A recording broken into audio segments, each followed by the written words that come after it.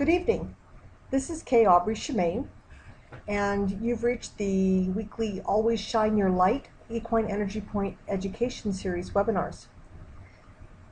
I am the owner and director of Grand Adventures Ranch, a holistic equine wellness center in Sonoyta, Arizona. And tonight we're going to talk about the intestines run up the forelegs. Who knew? Kind of a different view of equine energy points for lameness, suppleness, and digestion. So we're going to start with the Jing Points, right at the hoof. And if you'll look, this is a picture of looking down at the two front hooves of the horse. If you were to take your hands and overlay them where these hooves are, your forefingers would overlay right about where the large intestine point is, and your ring finger would overlay right about where the small intestine starts. And those are the beginning area points for the energetic meridians that correspond to the intestines in your horse's body. And those meridians run up their forelegs, or for you, run up your arm, and then up along the shoulders and neck. So we're going to go into those and cover those a little bit tonight. Here's a view of the two intestinal meridians energetically going up the body. In black, we have the large intestine. It starts, like I said, right there about where the forefinger is, comes up the leg, crosses the front of the knee, then runs up the front of the outside of the leg, front of the shoulder, along the neck, and down the jaw, and it ends along the nose. Similarly, the small intestine, which is in red because it's a fire meridian, runs up from where the pinky starts, up the back of the leg, along the back of the big bone.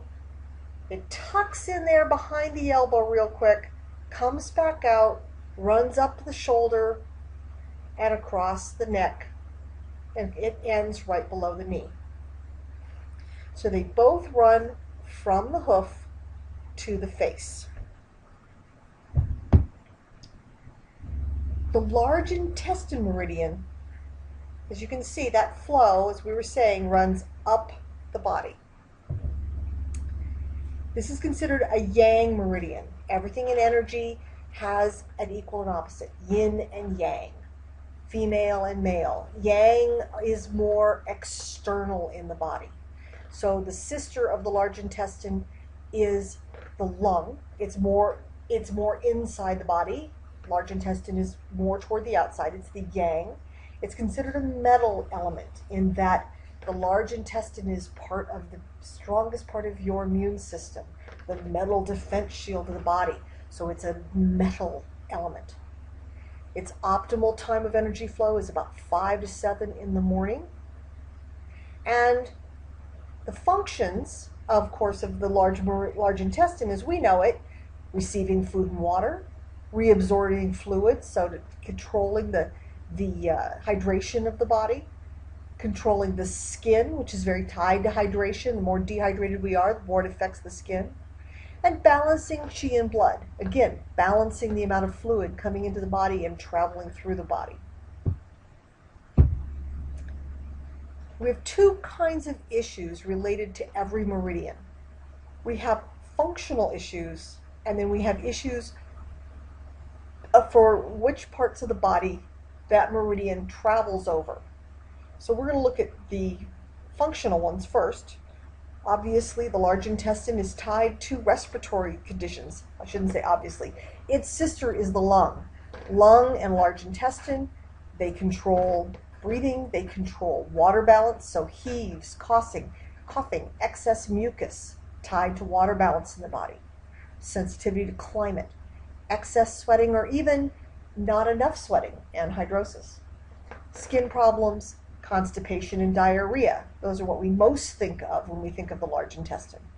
A weak immune system and allergies. Many people wouldn't think about large intestine and allergies, but it's very tied. And then we have structural issues, and we'll talk a little bit more of this as we look at the path that these points, that the meridian travels over. But structural issues are common to the tooth and jaw, stiffness in the neck and shoulders, knee problems, lots of issues of the lateral forelimb, okay, the outside of the legs, and sense disorders. This is because it travels near the eyes and down to the nose. So once again, here are the points of our large intestine meridian. And you don't have to know all the points, but there are a few points that are very important to learn. Of course, where it starts, which would be about the same place, like I said, as your forefinger on the hoof. Then large intestine 4. Very important point, right below the knee, right there in the splint grooves. You're going to find splint grooves are very, very important. So large intestine 4 at the top of the splint groove is a master point for problems with the face and mouth. So you might not think it, but if you have toothaches, okay, sinus issues, infections of the eye, anything having to do with the face and mouth, that's an incredibly important point to treat. Use your lights, use acupressure, use massage, but open and balance that point. The next really important point to know is large intestine 11. This point's pretty easy to find. All you have to do is pick up the front leg, and your finger is going to fall into that groove right there where the joint is. Okay, that's large intestine 11. That is the tonification point for the large intestine meridian. So when you need to strengthen anything having to do with the functions of the large intestine, that's a really important point. And large intestine 15. This is in that divot right there at the front of the joint of the shoulder. Very, very common. Massage therapists recognize it. It gets sore very often. Those of us who are scanning horses in photopuncture, we see this point come up a lot, especially in horses who land hard on those front legs or have to twist. We see large intestine 15 come up a lot.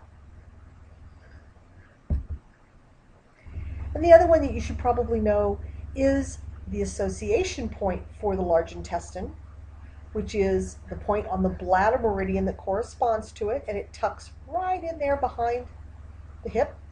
So there's your association point. Oh, I'm sorry. I blew it. I've got these slides out of order. I apologize. I'm sitting here going, no, that should be bladder 25. I've already jumped to the small intestine meridian. I apologize. It should be right in front of that hip bone, not right behind. So now we've gone from the large intestine to the small intestine. Notice this also runs up the leg, but it stays lateral. It starts right there where your ring finger would be, runs up the leg along the back side of those bones, tucks in behind the elbow, then comes up through the shoulder, above the top, up the neck, and it ends below the ear.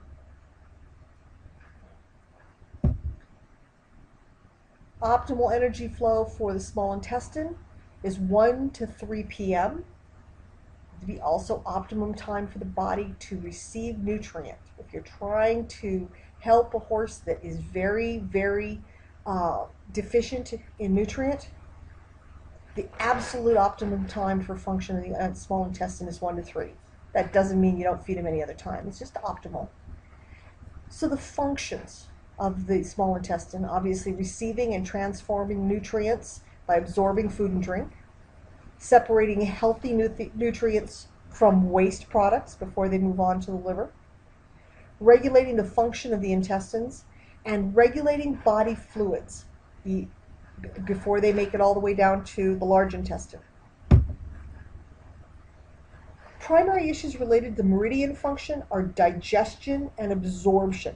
So horses with malabsorption are not getting their nutrition well, senior horses, horses that have been starved, horses that are just failing to thrive, think about the small intestine, okay? And also brain and nervous system disorders. We don't deal with that too much in horses, but it is an important function of the small intestine meridian. And then, of course, meridian path, structural issues, same idea. We saw where that path went. Atrophy and swelling of the neck is a big one, and even more TMJ. That small intestine meridian ends right there at the TMJ point, and it's huge when we have issues relating to TMJ. That would also make sense in that they're not chewing well, so they may not be digesting and absorbing well because they're not chewing the food well. They may not want to chew. So structural issues, think about the path. So again, here's our small intestine meridian. Of the few important points on this meridian, we start with small intestine 3 right there at the back of the ankle. Okay. Small intestine 3 is a very important point for tendon issues. Also for shoulder and back pain, but specifically think about this point when you've got bowed tendons, strained tendons up the legs, any kind of tendon issues going on in the body. Right in there where the small intestine tucks back under behind the elbow. If you put your hand and cup the horse's elbow, your fingers are going to fall into a little divot right there where the joint is, right behind the elbow. And that point, that SI8, that's how you strengthen and tonify. It's a great point to massage or treat or balance for horses who are malnourished. All right, very important for helping to improve their absorption of nutrients. Anything to strengthen and balance the small intestine meridian. And our master point for shoulder and forelimb pain, SI9. Now, small intestine 9 falls right there in the middle of the shoulder. When a horse is standing square, if you just let your hand run over the soft part of the shoulder there behind the bones, you're going to, right in the middle, like halfway up, halfway back, you're going to find a divot. That's SI9. And it comes up so often in scanning. We see this all the time. If you don't learn any other point tonight, remember SI9. Horses will love you for it. So, how much of your health runs up the front legs? A lot, right? So next time you're thinking intestines, think of your horse's forelegs. Is that a little too fast? If you want to know more, come to our classes so that you really learn how to find them and remember them.